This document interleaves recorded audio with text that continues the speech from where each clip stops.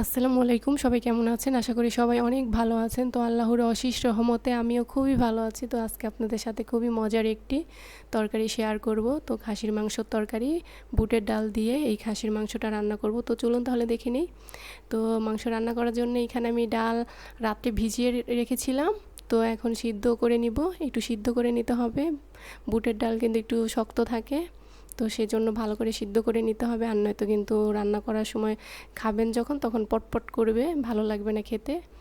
তো আমি একটু সিদ্ধ করে নিয়েছি। এখন কড়াইতে তেল দিয়ে দিলাম, 2টা তেজপাতা ছিঁড়ে দিয়েছি, দারুচিনি দিয়ে দিলাম, এলাচ লং দিয়ে দিয়েছি। এখন একটু মশলাগুলি ভালো করে ভেজে নিব তেলের মধ্যে। তো এখন পেঁয়াজ কুচি দিয়ে দিব। তো বুটের ডাল দিয়ে রান্না করব, যেহেতু বেশি পেঁয়াজের দরকার নেই, পরিমাণ মতন পেঁয়াজ দিয়ে দিয়েছি। পেঁয়াজগুলি একটু ভেজে নিতে হবে।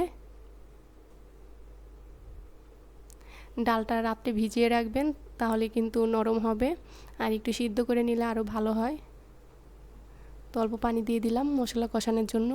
1 চামচ লবণ দিয়ে দিয়েছি, 1 চা চামচ হলুদের গুঁড়ো দিয়ে দিলাম, 1 চা চামচ লাল মরিচের গুঁড়ো দিয়ে দিলাম, 1 চা চামচ ধনিয়ার গুঁড়ো দিয়ে দিলাম, 1 চা চামচ আদা বাটা, 1 চা চামচ রসুন বাটা, আর 1 চা চামচ জিরা বাটা দিয়ে দিব।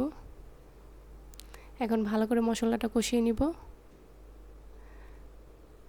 তো ভালো করে মশলাটা কষাবেন, একদম তেল ওঠা পর্যন্ত ভালো করে কষিয়ে নিতে হবে। তেল উঠে গেছে, দেখতেই পাচ্ছেন। এখন ধুয়ে রাখা মাংসগুলি দিয়ে দিব। এখানে আমি হাফ কেজির মতন মাংস নিয়েছি, ছোট ছোট টুকরা করে কেটে নিয়েছি, দেখতে পাচ্ছেন। তো মাংসটা দিয়ে তারপর ভালো করে কষিয়ে নিতে হবে।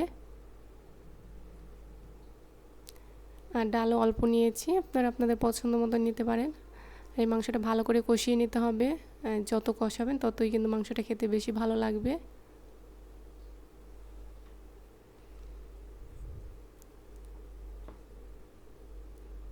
তো কিছুক্ষণ পরপর নাড়াচাড়া করে নিতে হবে, লেগে যেন না যায়। তো আমি মাংসটা কিছুক্ষণ কষিয়ে নিয়েছি, এখন সিদ্ধ করা ডালগুলি দিয়ে দিব। কাঁচামরিচ ফালি দিয়ে দিলাম। তো ডাল দিয়েও আরও কিছুক্ষণ কষিয়ে নিতে হবে ভালো করে। আর খাসির মাংস যত কষাবেন ততই খেতে ভালো লাগবে, আর নয়তো কিন্তু একটা গন্ধ থাকে। তো এইভাবে যদি আমি যেভাবে রান্না করেছি ঠিক সেইভাবে যদি রান্না করেন, তাহলে কিন্তু একদমই গন্ধ থাকবে না, এটা গরু না খাসি বুঝাই যাবে না। তো কিছুক্ষণ পরপর নাড়াচাড়া করে নিচ্ছি, দেখতেই পাচ্ছেন। নিচে লেগে যেন না যায়, লেগে গেলে কিন্তু তরকারির কালারটা নষ্ট হয়ে যাবে।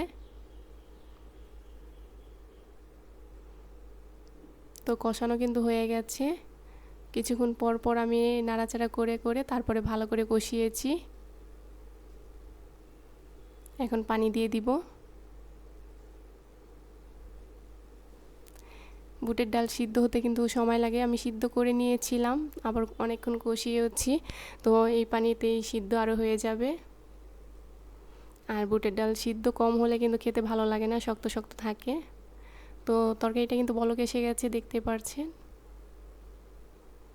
এই বুটের ডালের তরকারিটা কিন্তু বেশি পাতলা ঝোল রাখা যাবে না, মাখা মাখা ঝোল রাখতে হবে। তো ভাজা জিরার গুঁড়ো দিয়ে দিলাম, নামানোর আগ দিয়ে ভাজা জিরার গুঁড়ো দিবেন, তাহলে খেতে আরও বেশি ভালো লাগবে। তো আরও কিছুক্ষণ রান্না করে নিতে হবে ভাজা জিরার গুঁড়ো দেওয়ার পরেও। তো চুলার উপরে কিন্তু পাতলা পাতলা লাগছে, যখন নামিয়ে ফেলবো তখন কিন্তু ঝোলটা অনেকটা ঘন হয়ে যাবে।